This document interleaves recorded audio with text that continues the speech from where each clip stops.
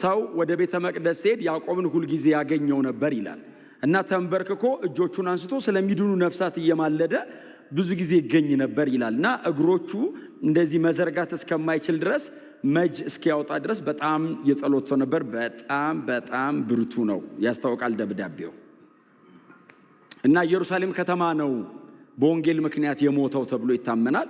እንደውም በጣም ፎር ዩር ሰርፕራይዝ እንድታነቡ ነው በእውነት አንዳንድ ነገር የምነግራችሁ። ቤተ መቅደስ አናት ላይ ይዘውት ወጥተው ወደ ታች ወረወሩት እና ሲወረውሩት ወድቆ አልሞተም። ከዛ ወግረው ገደሉት። የድሮ ሰው ግን ለምንድን ነው ያልሞተው አይልም። ተረፈው በድንጋይ ወገረው ብለው ወግረው ገደሉ። በወንጌል ምክንያት የተሰዋ አይነት በጣም ታላቅ የቤተ ክርስቲያን አባት ነውና ይሄንን ደብዳቤ ይጽፋል። ይሄ ደብዳቤ ገላትያ እንደምታውቁት ከአዲስ ኪዳን መጽሐፍት መካከል መጀመሪያ ከተጻፉት ሁለት መጽሐፍት መካከል አንዱ ነው አይደል? ምናልባት አንደኛ ተሰሎንቄ ከቀደመ በመጽሐፍ ደረጃ ገላትያ ሁለተኛ ይሆናል። ብዙ ጊዜ ግን ገላትያ የመጀመሪያ ነው ተብሎ ይታመናል። 43 ኤዲ አካባቢ ስለተጻፈ ወንጌላት ሳይጻፉ ምንም አይነት የአዲስ ኪዳን መጽሐፍ ሳይጻፍ ቀድሞ የተጻፈው ገላትያ ነው።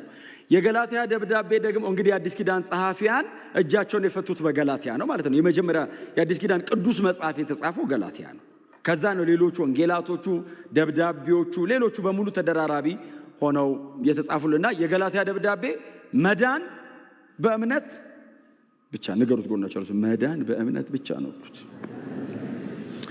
እና ጳውሎስ እንደዚህ ያለ አገሩን በሙሉ አሳበደው።